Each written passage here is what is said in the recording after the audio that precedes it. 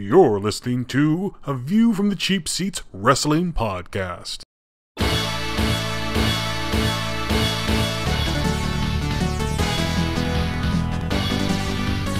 Remember when Cena and Bray Wyatt were in a feud, and one of the reasons Bray Wyatt was after Cena was to break him out of his goody two-shoes and turn him into some sort of monster. But by the end of the feud, Cena didn't really turn into anything, he was still a little Cena.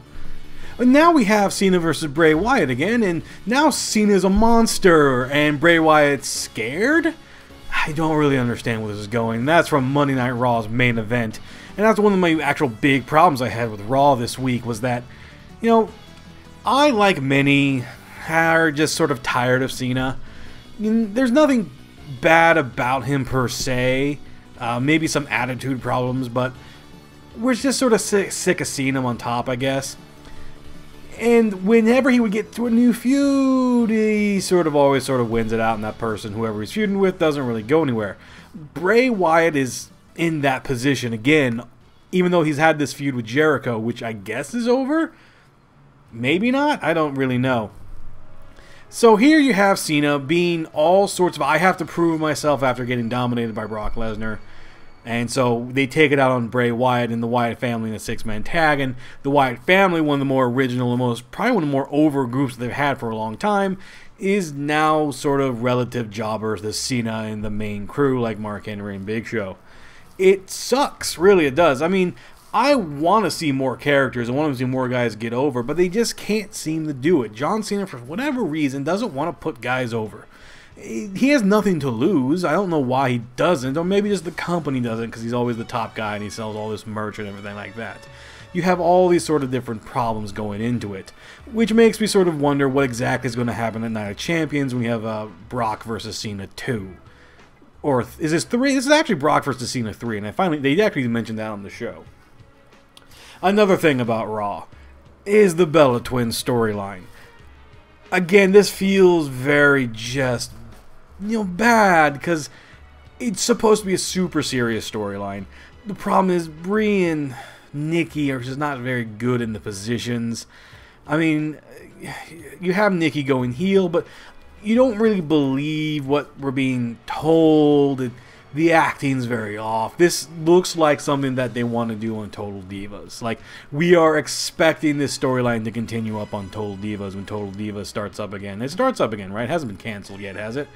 Maybe E doesn't really cancel a lot of shows, so who knows? And it was a really painful segment to listen to and to watch, because where does it go? It's not going to be a match, or at least I hope it's not going to be a match. Because where on earth is this supposed to lead to? Why do we care, Do we care because Brie is married to Daniel Bryan? Is that why we care? Well, no, because I think we care a little bit more about just Daniel Bryan and hopefully his speedy recovery whenever that comes together.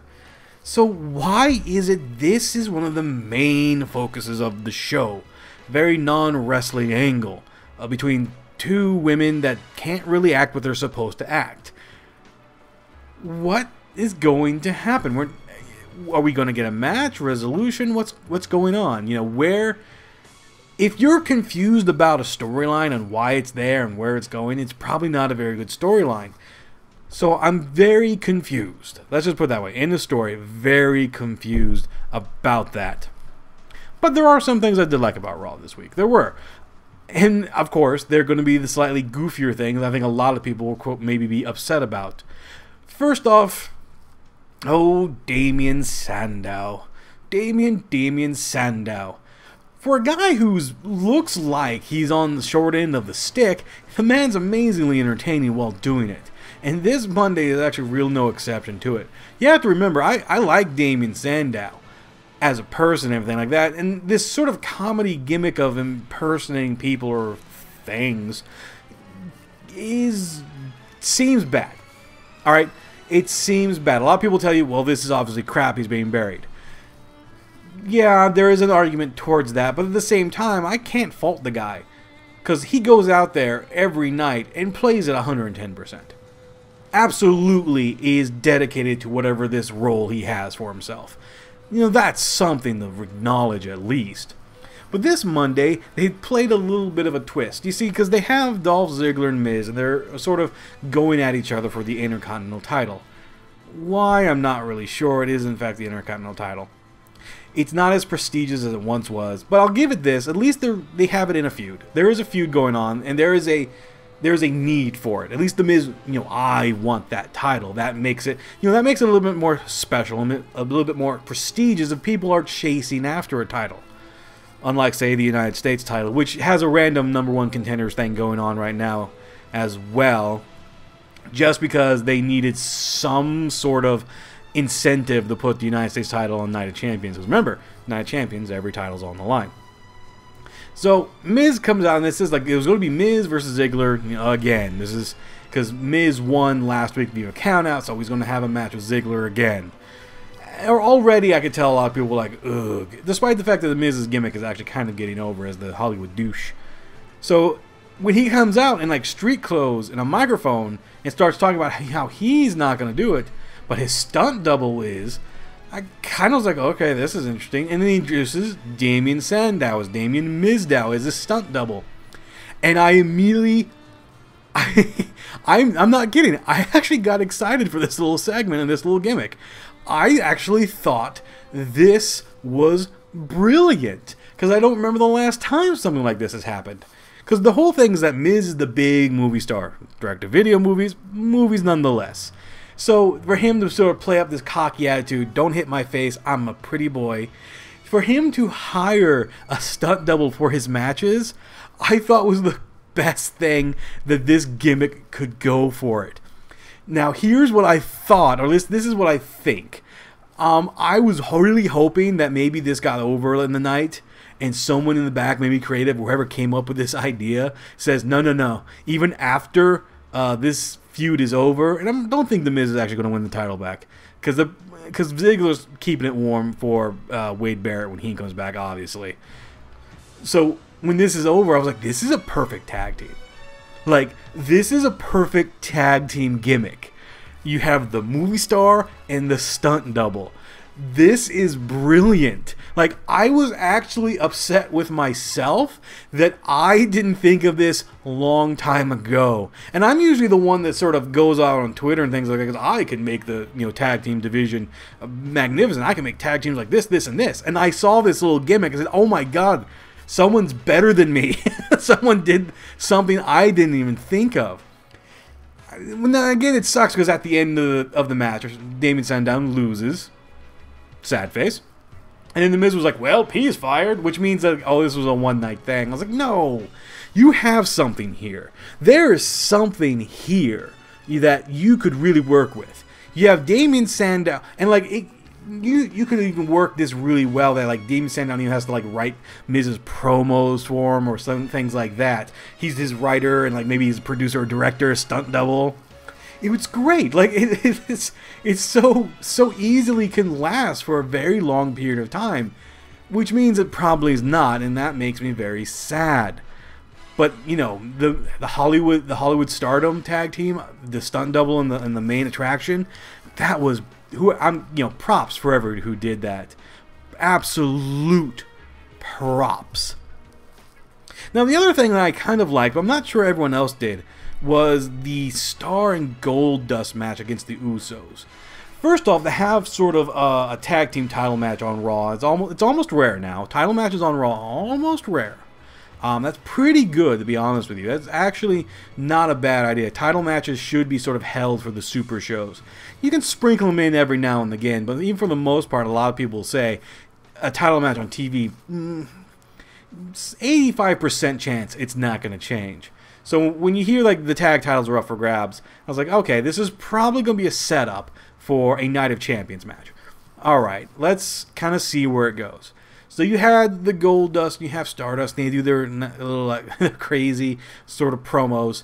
Stardust blows the dust. By the way, Stardust needs, you know how he does the blowing of the Stardust, quote unquote? That needs to be a move. He needs to do that in the ring. That could be his version of Great Muta's Mist. I think that would be spectacular. I would pop hard for that. But anyway, the match itself is, it's alright. But then you had the weird count out finish, where the Usos, like, you know, he died, but it was like, oh no, I've hurt my knee, I can't get back to the ring, ding, ding, ding. And out of nowhere, you know, Goldust was mad. He was very mad and, like, accused them of counting out on purpose. I said, well, this is interesting. And then it sort of clicked in my head. I was like, oh. A lot of times, you know, because for a while, this was a face-face. You know, Stardust and Goldust were faces. Despite the fact only actually, you know, fighting Ryback and Curtis Axel, Rybaxel, honestly, a really good tag team with a terrible name. They kept fighting them, so they really didn't have much exposure. So now they are fighting the Usos, definitely more exposure. But they're going to be heels now because they turned. They got upset and they were, you know, they're accusing the faces of not being faces, and then beating the crap out of them after the match. And this is obviously going to lead to a match of Night of Champions, which I hope they actually win. The reason I hope they win is because the Usos, while being very talented, and they have been on the top of the tag team game, they're starting to grow stale. It's the same stuff. You know, when they had their fantastic, absolute fantastic 2 out of 3 falls match with the Wyatts, you know, the Wyatts really should have walked out with the titles at that point. They really should have. You know, Luke Harper, watch out for him. Like, because then you're going to have the end of this summer be the Weird Wyatts versus the Dusts. Like, that would have been amazing to me, you know. Here's these guys that kind of creep everyone out in the Wyatts, but you're not going to creep out the Bizarre one and his Bizarre brother. So then you got mind games on both sides. You know, it would have been really entertaining. They didn't go with it, unfortunately. They're going with this. Hopefully the mind games will still come into play, because that's what Goldust was originally known for, was mind games. So I want him and his brother to start playing that against the Usos. But the Usos, you know, they just kind of gotten stale after a while, which I could have seen coming, because they were Cena's running buddies for the longest period of time, especially during the Wyatt feud that he had. Anytime Cena has running buddies, those guys get screwed over. I ask Zack Ryder. Like, seriously ask Zack Ryder. And that's not even like storyline comprehension sort of thing. Ask Zack Ryder why getting super over, they suddenly latched him on the Cena and he got destroyed. You know, his push gone. His merch is now gone. You know, he's barely on television. Like, seriously, ask Zack about how well Cena helps people. That sounded very conspiratorial. I like the ideas of having the Dust turn heel, mainly because you get to see them play up even more of these very bizarre characters, because they're fantastic characters. Goldust has always been a fantastic character. Stardust is a great character. I hope they win the titles, but they might not. They might keep it on the Usos. The Usos might be keeping it warm for the Ascension when they eventually come up from NXT or whatever tag team comes from NXT. Ugh. But, you know, that's enough about WWE right now for Raw, because I actually have a lot of stuff to talk about CHIKARA. Now, CHIKARA being the independent pro wrestling promotion that I've fallen in love with over the last several years and has been restarted, because remember, they closed down for almost a year. Storyline-wise, talk about risk-taking. But this upcoming September is their big King of Trios. And this is one of like their big shows. It's usually 3 shows, and I think it's 3 shows again this year. Of all 6-man tags, and you get, you know, whoever wins the tournament is the King of Trios. You get the medal and you get the honor and things like that. And they already have, I think, 5 teams up. Yes, looking at it now, they have 5 teams. They announced 2. That's really no surprising. They announced the Devastation Corporation, which Devastation Corporation is definitely a throwback to the face-painted heels of Demolition era and things like that. They're awesome. And even their names, they have Max, Smashmaster, Blaster McMassive, and then the new guy, Flex Rumble Crunch, which I don't know a lot about. I don't know if he's the newest member or he's one of the original members who just, you know, disappeared for a while. And they also announced the Colony, Silver Ant, Fire Ant, and Worker Ant. Technically Worker Ant number 2, but I'm not going to get semantics about that. And again, that's no real surprise. Colony, former winners of the King of Trios with Soldier, Green Ant, and Fire Ant. Green Ant evolved into Silver Ant, because he's kind of like a Pokemon now, which makes sense if you actually watch CHIKARA. He didn't actually like evolve into a Pokemon. That's just the analogy I'm using for it. Don't. It's hard not to take things literally with Chikara because you never really know. That's how fun they are. So them coming in is obviously no big surprise. And they have some international teams. They have a Team UK, which I don't know any of these guys. Damien Dunn, Peter Dunn, and Mark Andrews. I have no idea who these guys are. Absolutely no clue who these three gentlemen are. So usually what's cool about a lot of these tournaments and stuff like that, especially when they get international talent to come in, you kind of discover new guys and you kind of follow them afterwards. So you never really know. They've had a couple of UK guys come in before. Unfortunately, I don't think they left a huge impression on me to go and look and find them. But the other announced teams, one of them is, again, a no-brainer, the Spectral Envoy of Frightmare, Hollowicked, and Ultramantis Black. The reason this is a no-brainer is because they won the last King of Trios. And usually whoever wins the last King of Trios usually shows back up, I use that usually word twice, and now 3 times, shows back up to defend their title, in a sense. So, again, the here that they're showing up, no big surprise. You want to know who's a huge surprise? A huge, huge surprise. Let me ask you, you guys remember a team? They existed in the WWE. They were male cheerleaders by the name of Kenny, Mikey, and Johnny. That's right. This was actually the first team announced for the King of Trios match. The Spirit Squad. At least 3 members of the Spirit Squad.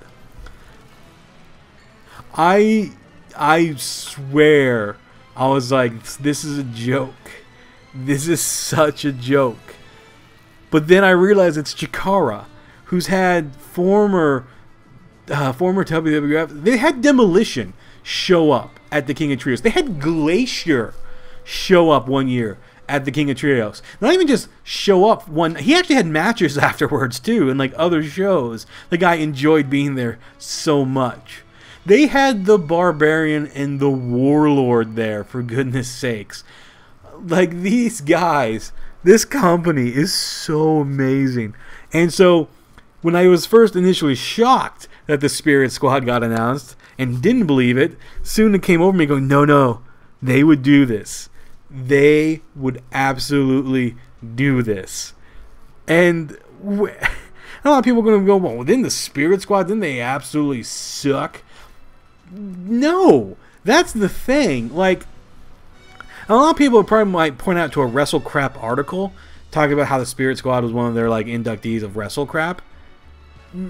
You could argue, male cheerleaders being sort of dumb in general, especially in like sort of the 2000-esque era. But man, did we hate them. Oh, did we hate the Spirit Squad. Like, the audience despised the Spirit Squad. They wanted to see their heads on a pike, which is what you want as a heel, and that's what they were. You can't complain about them being doing their job correctly. People were paying money to see them get beat down. Unfortunately, they got completely and utterly buried by Triple H. Shocking surprise there. And thus sent off and then eventually broken up and then all eventually released or fired in some sense or form. So to see sort of a Spirit Squad reunion is actually sort of nostalgic and sort of funny in its own way. Because these guys were these guys were talented. Like, make no mistake, they were talented. True, they were goofballs while they're Spirit Squad, but that's why you hated them. That's why I wanted to see them get completely, destroyed. And I'm wondering, remember these guys were also tag team champions and had the Freebird Demolition rule, so anyone could defend them for like a long period of time. But of course, that was a time when they didn't have any tag teams. Like, people say nowadays WWE doesn't have tag teams. That's not technically true. They have some. There was actually a time in this company's history where they had legit none. And it was just random dude, teamed up with random dude. Like, the fact that we actually have, like, the Usos, Goldust, Stardust, Ryback, guys, get a better name. The Wyatt family and things like that. The fact that and the Ascension, well, NXT, I'll count it. And the Vaudevillians. the fact that someone sat down and said, listen, we need to really sort of kind of rebuild the tag division here. Because the tag teams, I'm telling you right now, tag teams, those are the workhorse. Yes, single wrestlers get all the spotlight. Maybe they get a lot of money and lots of glitz and glamour. Tag teams are the workhorse. They're the guys you send out there to wake that crowd up, get this whole program started on the right foot, to make them steal the show. That's what tag teams are for. Never forget tag team wrestling. A lot of this will be repetition. I will say this a lot. Never forget tag team wrestling. I'm a huge tag team wrestling mark. Well, that's really all I have to discuss this time on the show. Hopefully we'll have some more information next week. Maybe King of Trios. We'll have some more trios coming in. Maybe WWE will sort of figure out what exactly some of these weird storylines are going. Maybe Brock Lesnar will just destroy John Cena again and take the heavyweight championship belt and rush off. And yeah, it sucks. One thing does suck, and I'll leave on this, is that Dean Ambrose, yes, he is gone for a while. He's not injured. I think he's filming a movie. A lot of people are sad about that, but you still got Seth Rollins there, so hey, you know, one of the two isn't bad. And that just means the build-up and the pop when Seth tries to go cash in the Money in the Bank, and when Dean stops him, is going to be humongous. Well, I take that back, unless they're going to do it at Night of Champions. Who knows? Anyway, that's all been from A View from the Cheap Seats. I'll see you again next time.